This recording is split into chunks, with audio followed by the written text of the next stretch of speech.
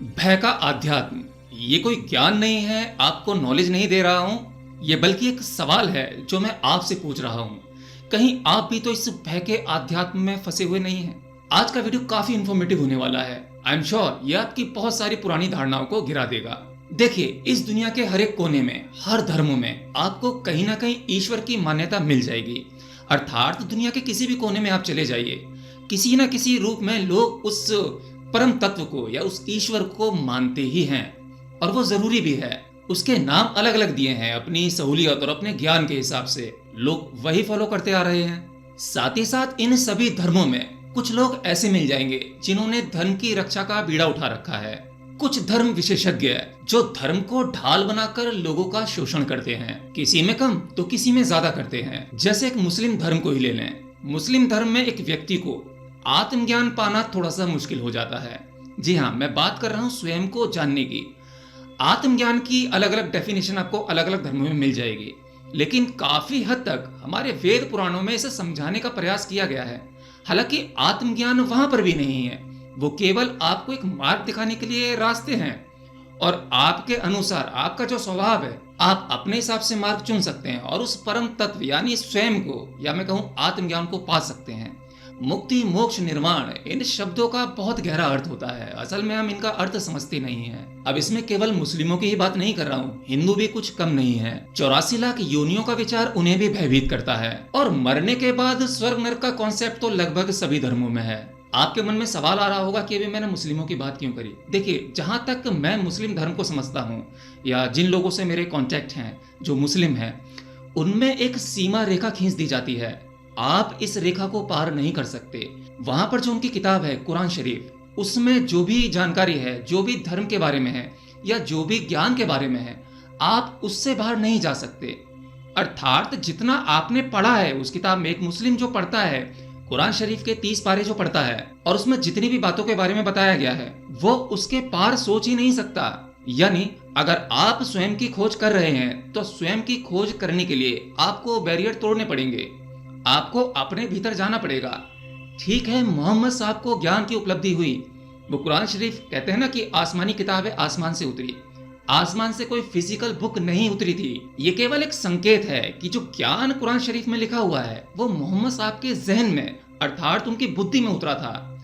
और वही तो हिंदू धर्म में होता है या किसी अन्य धर्म में होता है।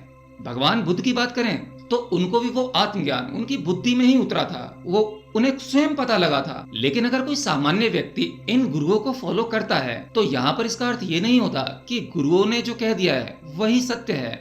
नहीं, उस सत्य को आपको वेरीफाई करना होगा, आपको अपने भीतर जाना होगा। चलो, उनकी तो तपस्या थी, उन्होंने बहुत सारी चीजों को त्यागा और उसके बाद उस परम सत्य को जाना। हम लोग क्या त्याग पाते हैं, और हम लोग कितनी तपस्या कर पाते हैं, कितना मेडिटेशन कर पाते हैं, या हम कितना पढ़ पाते हैं। पढ़ने से आत्मज्ञान नहीं होता, पहला सत्य तो यह है। लेकिन चलो, पढ़ने से एटलीस्ट आपकी बुद्धि का विस्तार होता है, आपको एक समझ मिलती है कि चीजें होती कैसे हैं, मैं क्या हूं, मैं अपने आप को कैसे जान सकता हूं। तो पढ़ने से केवल आपको बेसिक जानकारी मिल जाती है, अर्थात आपको एक रास्ता मिल सकता है। ऐसे ही मोहम्मद साहब का अपना रास्ता रहा होगा, लेकिन मोहम्मद साहब के वर्ड टू वर्ड, इनफैक्ट शायद आपको यकीन नहीं होगा, अगर आप में से कुछ लोग मुस्लिम होंगे तो कमेंट करके मुझे बताएंगे कि इनकी कुरान शरीफ में जो किताब है, जो ज्ञान ये देते हैं, ये किताब के बाहर यानी कि जो शब्द वर्ड टू वर्ड वही बोल सकते हैं। ये अपनी मर्जी से, अपनी तरफ से कोई वर्ड बदल नहीं सकते। किसी भी शब्द को या उस किताब में लिखा हुआ जो ज्ञान है उसे बदलने की सख्त मनाही है। इसीलिए सब कुछ एक ही कॉन्सेप्ट पर चलते जा रहे हैं। अब कोई व्यक्ति इतना सारा ज्ञान लेकर, यानी कि किताब पढ़कर, वो अपनी मेमोरी को तेज कर सकता है, याद रख सकता है, उसे नॉलेज उसे बहुत अच्छी हो सकती है। वो कुछ समय बाद बिना किताब खोले किताब के हर एक पन्ने का ज्ञान आपको वर्ड टू वर्ड बता सकता है। लेकिन उसके भीतर क्या घटना घटी, ये एक सवाल उठता है, और उसके भीतर कोई भी घटना नहीं घटी। आप किसी चीज को मान लेते हैं और उसकी धारणा बना लेते हैं, जब तक धारणा की दीवार नहीं टूटेगी, अंदर का बीज अंकुरित नहीं होगा। तो यहाँ पर इसलिए मैंने इस बात को कहा कि एक मुस्लिम को आत्मज्ञान पाना थोड़ा सा टफ हो जाता है। हाँ, अगर उसमें हिम्मत है तो वो अपने भीतर जाकर देखे, उस किताब में जो पढ़ा उसको वेरीफाई करे और देखे कि उसके भीतर क्या अनुभव हो रहे हैं, वो अपने भीतर से क्या। ठीक है, अनुभव होंगे तो वो उसके शब्द अपने होंगे। मेरा स्वभाव किस तरीके का है, मैं किन शब्दों का इस्तेमाल करता हूँ, मैंने किस भाषा को सीखा है, मैं उस भाषा के हिसाब से उसे एक्सप्लेन करूँगा। अब जैसे कि आईआईटीएन बाबा है अभय सिंह का वो अपना स्वभाव है, उसका बोलने का अपना तरीका है। तो वो जिस तरीके से बोल रहे हैं उसमें काफ़ी सारे लोग उन्हें समझ भी नहीं पा रहे हैं, कुछ लोग उन्हें पागल कह रहे हैं, लेकिन काफ़ी जगहों पर उनकी बातें इतनी ऑथेंटिक हैं, इतनी डीप हैं, एक सामान्य व्यक्ति की समझ में नहीं आएंगी। तो इसी प्रकार से जब हम एक सामान्य व्यक्ति या कोई साधक ध्यान में उतरता है या उस सत्य की खोज में जाता है और उसे अगर कोई घटना हो जाती है तो उस घटना को एक्सप्लेन करने का उसका तरीका अलग होगा। वो कुरान शरीफ की तरह वर्ड टू वर्ड नहीं कह पाएगा। अगर किसी व्यक्ति में हिम्मत है वो अपनी धारणाओं को तोड़ सकता है।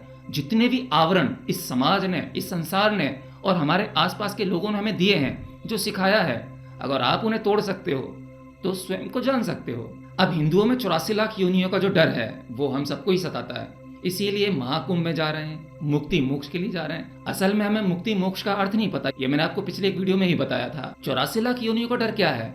आप सोचते हैं कि अगर मैं ये फला फला गलत काम करूंगा तो मुझे कुत्ते का जन्म मिल जाएगा या गधे का जन्म मिल जाएगा, तो आपको डर लग जाता है कि ये गधा क्या खाता है, ये कुत्ता क्या खाता है, कितनी गंदगी खाता है। गधा चने खा रहा है, घास खा रहा है, और अगर मुझे गधे का जन्म मिल गया तो मुझे भी यही खाना पड़ेगा। ओह छी, कितना बुरा है। ऐसा चलता है तो हम डर जाते हैं, भयभीत हो जाते हैं। गधे को मार भी पड़ती है, कुत्ते को भी मार पड़ती है, और आपने देखा होगा ना, कुत्ते की मौत भी ज़्यादातर सामान्य नहीं होती, थोड़ी दर्द भरी होती है। तो ये सब कुछ देखकर हमें डर लगता है कि यार ये वाला जन्म ना मिले। लेकिन यहाँ समझने वाली बात यह है कि उस कुत्ते से, उस गधे से जाकर पूछो, अगर उसमें इतनी समझ हो और वो बता पाए तो वो कहेगा ये इंसान बेवकूफ़ है। वो अपनी उस योनि में खुश है क्योंकि उसकी योनि के हिसाब से उसकी बुद्धि है, अर्थात पूरा सिस्टम उस योनि के हिसाब से है, वो वहाँ खुश है। अब इसे ऐसे भी समझ सकते हैं, हम 5 स्टार होटल में जाते हैं, हमने बहुत महंगी रेसिपी ले ली, कोई सब्ज़ी या मटर पनीर ले लिया जो काफ़ी महंगा है, हमारे लिए बहुत टेस्टी है, हम लोग खाते हैं बड़े आराम से, हमें मज़ा आता है। अब वही मटर पनीर उस गधे के सामने रखो, वो कहेगा ये पागल है, ये इंसान, इसका दिमाग ख़राब हो गया, ये क्या खाता है भाई, मेरे को तो घास फूस चाहिए। ऐसे ही वो कुत्ता, उसको वो कच्चा मांस चाहिए। आप खा सकते हो कच्चा मांस? नहीं। तो जो भी योनि है, चाहे कीड़े की योनि है, वो जिस योनि में है उस योनि के अनुसार ही उसके जो भीतरी सिस्टम है, उसका जो विवेक है या बुद्धि है या विचार है, वो उसी हिसाब से होते लिमिटेड। वो उतना नहीं सोच पाता जितना हम सोच पाते हैं। हमारी प्रॉब्लम भी यही है और अच्छी बात भी यही है कि हमने सोचना सीख लिया, हमने अपनी बुद्धि का इस्तेमाल करना सीख लिया, और ये बुद्धि का इस्तेमाल ही हमें दोनों तरफ ले जाता है। कई बार ये हमारे लिए बहुत सहायक सिद्ध होता है, कई बार ये हमारी बुद्धि, हमारी सोच और हमारी इंटेलिजेंस हमें अंधकार में ढकेलती चली जाती है। तो ये 84 लाख योनियों का भय और ये जितने भी धर्मगुरु हैं जो आपको बता रहे हैं, आपका शोषण कर रहे हैं, ऐसा करोगे तो ये हो जाएगा, वैसा करोगे तो नर्क में जाओगे, और मतलब आपको पता है ना कि फ्राई किए जाते हो, तो वो सारी चीज़ें हमने देखी नहीं, जानी नहीं, डर रहे हैं। और डर के जिस धर्म को अपनाया जाता है, आप डर के किसी भी धर्म को अपनाएंगे तो वो अधर्म होता है। जब तक बीज स्वयं से अंकुरित ना हो जाए, एक आनंद में ना हो जाए। अब डर किसी का नहीं है, जो होगा देखा जाएगा। डर किस बात का? अरे भाई, सभी डर निकालना ही तो कलाकारी है। जब तक डर है तब तक आप वहां उस परम तत्व तक नहीं पहुंच सकते। तो डर को निकालो।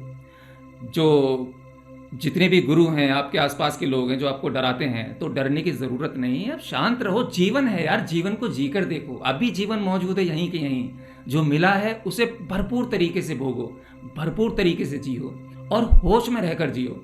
होश में रहकर आप कुछ भी भोगोगे या कुछ भी करोगे तो गलत नहीं कर पाओगे।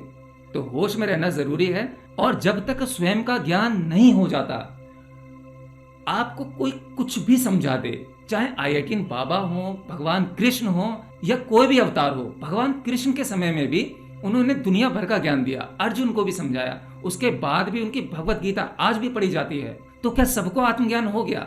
नहीं। ये आत्मज्ञान का जो बीज है आपके अंदर से ही अंकुरित होगा। आप दूसरे का ज्ञान अपने भीतर उतार कर, अर्थात मेमोरी में उसको रट कर, याद कर कर आप दूसरों को धोखा दे पाओगे, स्वयं को नहीं दे पाओगे। स्वयं तो आप जानते ही हैं। और आज YouTube में भी आप देखेंगे तो बहुत सारे लोग ज्ञान की बातें करते हैं। बहुत से लोगों को शायद उनको स्वयं का अनुभव ना हो, और उन्होंने बहुत सी किताबें पढ़ी हों, किताबों में से आपको बता रहे हों, तो ये भी चलो अच्छा ही है, कुछ बुरा तो नहीं कर रहे। लेकिन हाँ, करते करते करते आपको सही मार्ग मिलता चला जाता है। अगर आप निस्वार्थ हैं, आपके अंदर कोई स्वार्थ नहीं है, और फिर अगर जो आप ज्ञान के लिए बैठे हो कि वो परम ज्ञान मुझ में भी आना चाहिए, तो वो आ जाता है। तो कभी भी आध्यात्म में जाओ, ध्यान में जाओ, भक्ति मार्ग में जाओ, डर के मत जाओ।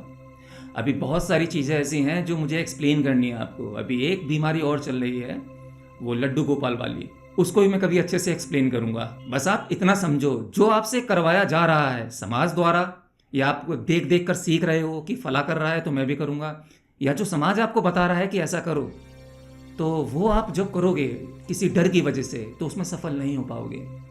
अंदर से ही आता है यार। आप में से बहुत सारे लोग ऐसे हैं जो कमेंट लिखते हैं, जिनसे पता लगता है कि उनको आध्यात्म में ढकेला नहीं जा रहा है, उनके अंदर ऐसा फील हो रहा है कि उनको इसमें आना चाहिए, मतलब है कुछ ऐसा जिसे जानना चाहिए।